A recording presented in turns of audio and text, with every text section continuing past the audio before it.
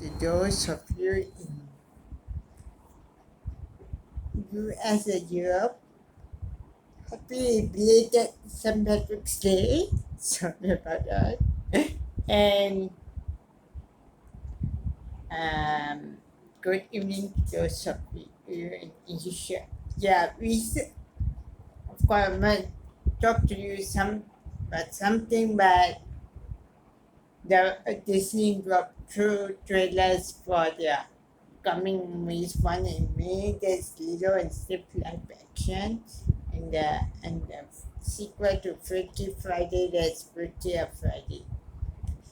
I want to actually talk about movie intense 25. Yeah, 25. It's called the Extremely Goofy Movie. It turns 25 this year. Came, came out on where's it? A video. So I'm very sorry for those who did thought it might come out. The sequel might come out to on cinema. Well, this movie was quite unexpectedly better than its predecessor, the Goofy movie, because this movie dealt met with nostalgia well, and they really done with nostalgia well. I say like the things like that from the various years, like 70s, 80s, 50s, then they had 90s, the X Games, or the basically, and what was going on in college, what is the on with college life. This seems to interest me, but I look in the book. Let me look here. Yeah, I couldn't find. Let's see. Couldn't find anything about uh, an extremely goofy movie, but you see, because it didn't come out in theaters, in cinemas, so I went straight to video.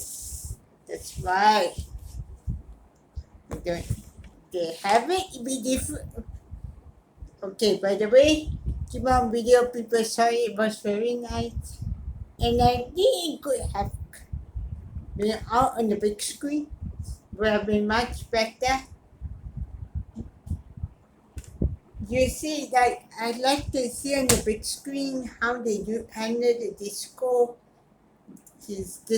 the disco dance between Goofy and Sylvia, and I want to see how it looks on the big screen. Goofy scene. I want to see how the there is one part of the movie, the 80s part, 80s nostalgia. This if you see, it's actually a throwback to the Rocky movie. Then of course you got lot of things going on, like the X Games, the last it's a representation of the 90s, and we can see from this picture right here.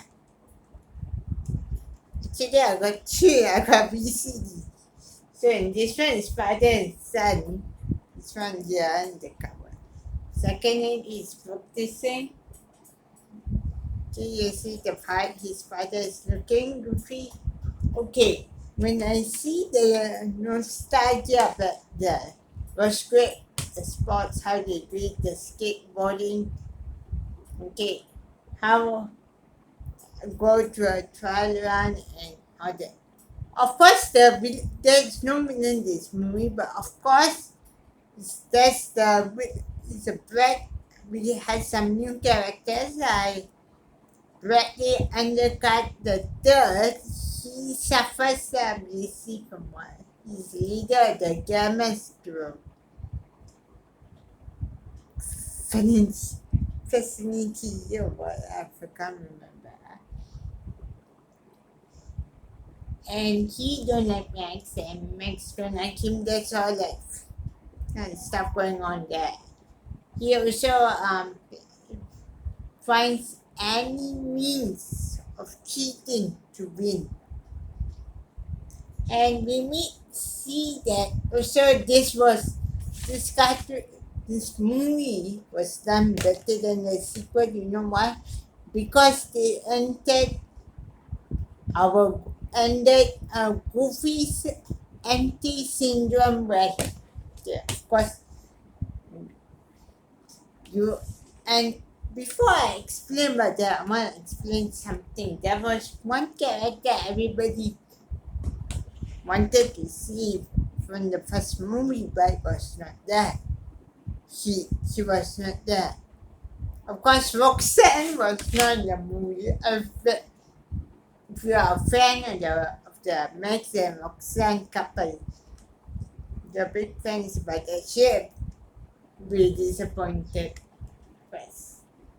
And they gave give Goofy, as I was saying, a girlfriend. The ended is emptiness syndrome, and they gave her a girlfriend that is Sylvia. And also surprisingly, they gave our PJ a girlfriend. Wow, it's really not bad. Okay, this is what I want to say. The nostalgia, okay, the first nostalgia is that mostly from 70s PC to 70s moments like the stress, remembering the big face when he first comes to college where his son freaks out for no reason. But son freaking out. Then we see the ones of reference to his 70s outfit. Then we see the disco. That one was a real 70s moment. The disco nightclub. But I don't think it plays to the 80s. I don't know much. Then he leaves college or that if he leaves, then of course when he returns talks Sylvia, he reconciles with Sylvia, then you get the Rocky moment. So that's being nostalgia to the 80s, the Rocky movies. Then you have the tournament. Okay, the tournament is a reference to the 90s because this movie came out in 2000. The 90s have just ended. So they wanted to make a reference to the 90s. That's very good. Goofy was help his son to win the X Games. Minoa and Bradley Undercut were key all the way, but he didn't win. And the movie was very good. I like the ending part, by the way. Well, the ending part was good when Goofy tried to play see was his son's reaction, but actually he was kidding. That one was very good. So my father is so goofy. Yeah. Then drive in a 1950s Chevrolet. But of course he didn't drive that. That moment was a classic moment, 50s car, because we saw most of the things from the 50s. Then you know how the story ended? Well, it was quite good. We released it on this one in cinemas. We better go and watch it for maybe before the 30th anniversary. Oh my god. Go and watch it. Go and watch the extremely goofy movie because it was way better than that. It was unexpectedly better than the Goofy movie. That's a surprise. But disappointing too much film with it. So yeah, that's about it. That's me. We take of the extremely goofy movie for the Mohican Spring Fight. And I see you again very soon.